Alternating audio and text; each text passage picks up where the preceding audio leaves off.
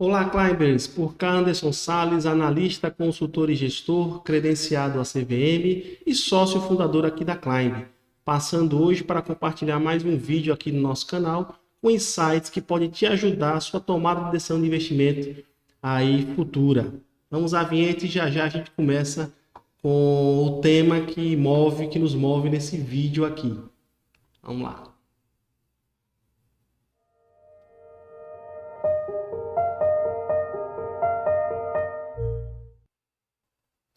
Então vamos lá, pessoal, retornando aqui com esses dois Fernandos aí, do lado, sei lá, direito, esquerdo, esse aqui é o Fernando Henrique Cardoso, FHC, talvez não muito conhecido dos mais jovens, mas ex-presidente do Brasil, considerado um dos pais do Plano Real, que trouxe de volta a estabilidade econômica para o país e que antes de se tornar candidato a presidente, o que o qualificou para esse feito foi uma passagem positiva no Ministério da Fazenda, com a implantação justamente desse tal Plano Real, que hoje é um divisor de águas na economia brasileira. E desse outro lado aqui, sei lá, direito ou esquerdo, o Fernando Haddad, que é o futuro ministro da Economia, né? Antigamente chamava Ministério da Fazenda, agora Ministério da Economia, e o Fernando Haddad é que vai tocar daqui para frente nesse governo Lula 2022, 2026, 2023, 2026, né? Na verdade, 4 anos, 2023, 24, 25 e 26. E aí a gente tende, a nossa visão, o que a gente quer compartilhar aqui com esse vídeo, é um paralelo que talvez, né, o presidente eleito queira fazer com os Fernandos, né? Então eu vou mostrar um pouquinho aqui do que foi o Fernando Henrique Cardoso, rapidamente, e como ele chegou à presidência, e o que talvez eu imagino que seja o movimento do Lula, né? Então, vamos compartilhar aqui, até ela dar uma olhadinha aqui nessa história do FHC, Fernando Henrique Cardoso, e depois eu vou arrematar esse vídeo com insights sobre o que eu acredito que está passando pela cabeça aí do atual governo. Vamos lá. Tá aí na tela de vocês a consulta a Wikipedia, né, uma fonte aberta, pública e interessante, né? Dado que todos os fatos que nós vamos tratar aqui são públicos, não há nada de privado, e então dá para a gente contar com esse tipo de fonte. Então, quem que foi Fernando Henrique Cardoso? Professor, sociólogo, cientista político, escritor e político, tá? Foi o grande nome aí do PSDB, e ele trilhou a sua trajetória até a presidência da República na sua eleição lá em 94, né? Começou o primeiro mandato em 95, tá? Como a gente pode ver aqui, a ministro da Fazenda de 93 até 94, e isso aí o cacifou para ser presidente do Brasil. Começou seu primeiro mandato em 95 e foi até 2003, porque houve aquele advento da reeleição, né? Ele mesmo criou, se beneficiou desse instituto da reeleição. Então foram 2 mandatos do Fernando Henrique Cardoso. O que é interessante é o contexto histórico que ele surge no cenário político, digamos assim, com mais força, né? Com mais peso, com chance real de se tornar presidente. Então, em 89 tem as primeiras eleições democráticas, pós período militar, tá? O Collor vence, e aí já foi um segundo turno com o Lula, e o Collor é impeachmentado em 92, assumindo o vice Itamar Franco. Aqui é o Itamar Franco, tá? Esse aqui, mineirinho, assumiu, era vice de Fernando Collor de Mello, e assumiu como presidente lá em 93, certo? E aí ele tinha um grande problema nas mãos, que era a hiperinflação. Então, para a gente ter uma ideia aqui lá, que eles ajudaram a resolver, os problemas que foram ajudados a resolver, vamos ver aqui, ministro de Estado. Em 93, a inflação, ó, devido à hiperinflação, chegou a 2.400% ao ano em 93. O jovem brasileiro não tem ideia do que é isso, e não tem ideia da importância que foi esse Plano Real para acabar, né, de uma vez por todas. Já víamos aí de vários planos fracassados, planos econômicos, plano Collor, plano Bresser, plano Verão, todos lá desde de José Sarney, né, até Collor, então planos fracassados, e o Plano Real, tá? E aí não podemos deixar de citar os nomes dos verdadeiros economistas, já que o Fernando Henrique Cardoso não é economista, ele é sociólogo, E aí dá para fazer já um paralelo com o futuro ministro da Economia, que também não é economista, apesar de ter um mestrado em economia, mas a essência dele não é economia. Agora, depende da equipe que você vai montar. Então, lá naquele momento, a equipe capitaneada pelo PSDB, que era o partido do então Fernando Cardoso, contava com Pécio Arida, que participa aqui da equipe de transição econômica, Armínio Fraga, tá? André Lara Rezende participou também da equipe de transição, Gustavo Franco, Pedro Malan, Edmar Bechel, Winston Frist, entre outros, tá certo? E aí eles traçaram, esses sim, técnicos, doutores em economia, traçaram as linhas principais e técnicas do que seria o Plano Real, com o cacife, né, a chancela política do então presidente Itamar Franco, que estava com esse pepino na mão para resolver, e que o Fernando Henrique Cardoso assumiu, e a sua vitória, digamos assim, em conter uma inflação, como a gente está aqui destacando, de 2.400%, o cacifou para ser candidato forte à presidência da República e, portanto, vitorioso, né? Aproveitando aqui esse gancho, vamos mostrar um pouquinho aqui. A gente falou que o Fernando Haddad tem mestrado em economia, então a gente compartilha também aqui, ó, lá o repositório da USP, onde tem a tese aqui defendida por Fernando Haddad aqui no seu mestrado. Debate sobre o caráter socioeconômico do sistema soviético, lá em 1990, tá certo? Então, em resumo, o que foi o que o Haddad estudou e escreveu sobre economia? Então, ele apresentou uma interpretação alternativa ao fenômeno soviético, ou seja, mostrando que o sistema soviético não representa um modo específico de produção, capitalista, socialista ou qualquer outro, mas sim um modelo anti-imperialista, entre parênteses, anticapitalista, de acumulação primitiva de capital, adotado por algumas sociedades asiáticas no curso da transição do modo de produção que lhes é propício para o modo capitalista de produção. Então, aqui no resumo da tese econômica, né, defendida por Haddad, tá certo? Em 1990, lá na USP, tá? Então, é uma dissertação de mestrado, tá certo? Ele tem esse mestrado em economia, e isso o te dá uma bagagem técnica bastante interessante, mas o que pensava o Haddad lá em 90 quando escreveu? Ele pensava e escreveu, defendeu, foi aceito, foi titulado, que o modo de produção soviético não é um fim em si, mas uma transição primitiva, tá certo? Para o que vai vir a ser no futuro o modo capitalista de produção. Isso aqui é um dado bem interessante do ponto de vista técnico. Do ponto de vista político, entretanto, a gente sabe que existem outros vieses a esse respeito. Tá, só voltando um pouquinho aqui para os benefícios desse plano real. Então, aqui, lá nessa fonte Wikipedia, quem viveu sabe que realmente isso aconteceu, que os efeitos foram imediatos e promoveram o aumento da capacidade de consumo da população, certo? Aqui, o aumento de capacidade de consumo da população, amplo controle da inflação e a redução da população miserável, tá certo?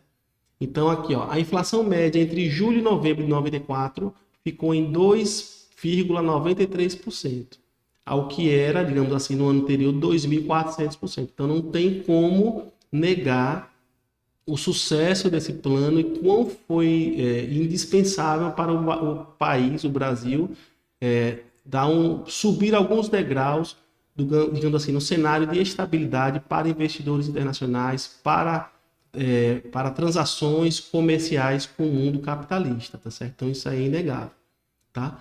Então, assim, o aumento de capacidade de consumo da população, por quê? A população passou a ter crédito, então o crédito ficou mais barato, a tal da parcela, né?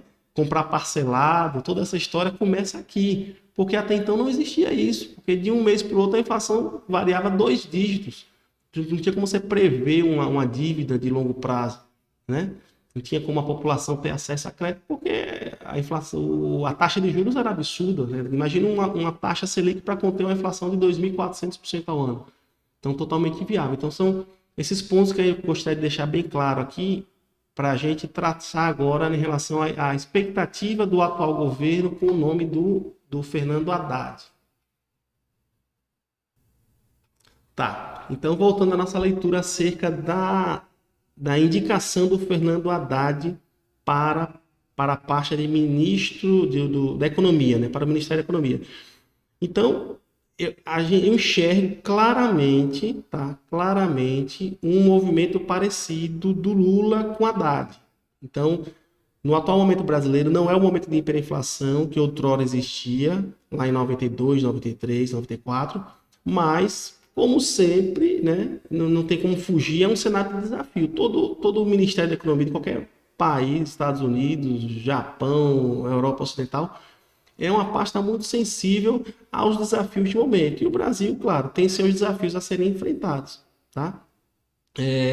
Aqueles 3 pilares que eu destaquei no final, quer dizer, aumento da capacidade de consumo da população, controle da inflação e redução da pobreza, me parecem os 3 pilares que o governo Lula quer atacar fortemente e quer transferir esse crédito para o ministro da Economia, e aí, num passo político claríssimo da minha parte, né?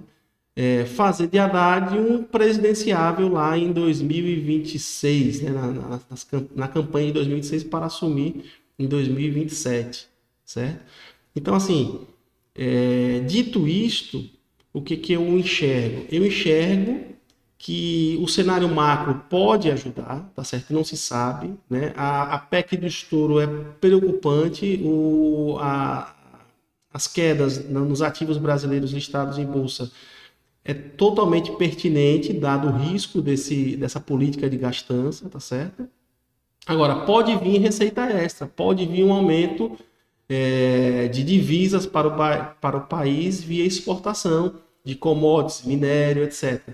Então, esse panorama internacional pode puxar o Brasil, né? Na verdade, esse ciclo de alta econômica no país é um ciclo já esperado, tá certo? Ele foi retardado com a pandemia aí nesses últimos anos, mas era um ciclo esperado.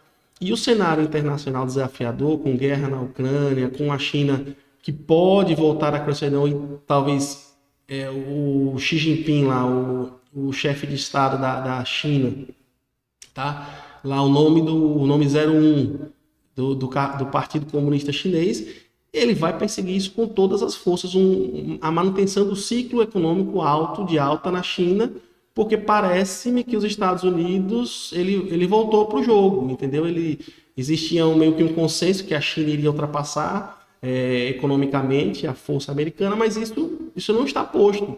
Na verdade, esse quadro, esse mapa geopolítico internacional, com essa tentativa de avanço imperialista russo, coloca os Estados Unidos de volta mais forte ainda ao tabuleiro, e é um ponto negativo para a intenção de imperialista chinesa, tá? Então, nesse cenário, parece-me que o Brasil tem grandes chances de sair beneficiado internacionalmente. E sendo assim, a política econômica, o objetivo macro do governo atual é reduzir a taxa de desemprego, tá certo? Trazer o país para pleno emprego, que é aquela taxa de desemprego em torno de 5% considerado, tá? Aumentar a qualidade de vida das pessoas, aumentar o poder de consumo e transferir esse capital político, tá, para quem ele vai pôr a mão como o grande responsável, né, por conduzir isso, que na nossa visão aqui é o Fernando Haddad. Então, o Fernando Henrique fez esse caminho no passado, tá, o Fernando Henrique Cardoso, e o outro Fernando Haddad, tá, me parece que está sendo colocado ou sendo desafiado a repetir essa história que deu certo com o Henrique Cardoso. A conferir, não se sabe se isso vai acontecer, mas o movimento político do governo eleito me parece claro esse. E isso, tá? A gente está, enquanto brasileiros, estamos no mesmo barco, então a gente não pode deixar de torcer positivamente para que dê certo, mas é uma estratégia perigosa, a estratégia dos gastos, depende de uma série de variáveis. Mas tudo é perigo no mercado financeiro, no mercado de investimentos. Senão essas pessoas não estavam se arriscando aí a assumir esses cargos e a, sei lá, carregar o peso do fracasso dessas medidas, tá certo? Então esse aqui é o que a gente tem para hoje, para compartilhar com vocês aí do nosso canal. Coloquem aqui os comentários, fiquem à vontade para debater. Ninguém é dono da verdade, mas a nossa leitura de momento, e isso me parece, sob um certo aspecto, tranquilizador para os investidores, tá? Isso é um insight que tranquiliza o investidor na nossa visão. Não é momento de fim de mundo, não tem razão para fim de mundo. Também, por outro lado, não existe terra arrasada nenhuma. Na verdade, existe uma estrutura montada pela equipe atual do Paulo Guedes muito positiva, né? Muito bem calcada aí, com marcos regulatórios, com o Banco Central independente, com reforma da Previdência feita. E aí me parece que a intenção é essa do governo, é implementar essas mudanças, né? Digamos assim, essas melhoras no quadro econômico do país e transferir esse capital político para o Haddad. E o Haddad já deixou bem claro, esse Fernando atual, o Fernando Haddad, não aquele, o Henrique Cardoso, mas o Haddad, ele parece-me que vai começar pela reforma tributária e é uma coisa fundamental, né? Existe uma coisa fundamental no país que se esse governo conseguir implementar, tá certo? E reforma tributária significa necessariamente em redução de carga tributária. Agora, como é que vai fechar essa conta? Eu não sei, vai depender desse Congresso, né, eleito, mas é uma coisa que deve acontecer no Brasil. O crescimento advém dessa otimização tributária, já que a gente vive aqui no Brasil um verdadeiro manicômio tributário. Mais na frente a gente começa a compartilhar aí vídeos, insights sobre o que deve acontecer nessa seara, mas por hora é isso. Então, o governo eleito Lula tenta fazer de Fernando Haddad o novo Fernando Cardoso, essa é a nossa leitura de momento, e isso me parece um objetivo claro, focando aí esses indicadores econômicos, a melhorar esses indicadores econômicos, tá? Que é redução da inflação, aumento de poder de consumo da população e, claro, consequentemente, diminuir aquela parcela dos mais pobres, tá? Difícil de conseguir, sim, mas uma ajuda de conjuntura internacional pode levar a êxito a tentativa e o plano desse governo. Beleza? Sou Anderson Salles, acompanha a gente no Instagram, segue lá, @ClimeInvest, baixe nosso aplicativo, interajam com nossos analistas e um abraço. Até o próximo vídeo. Valeu!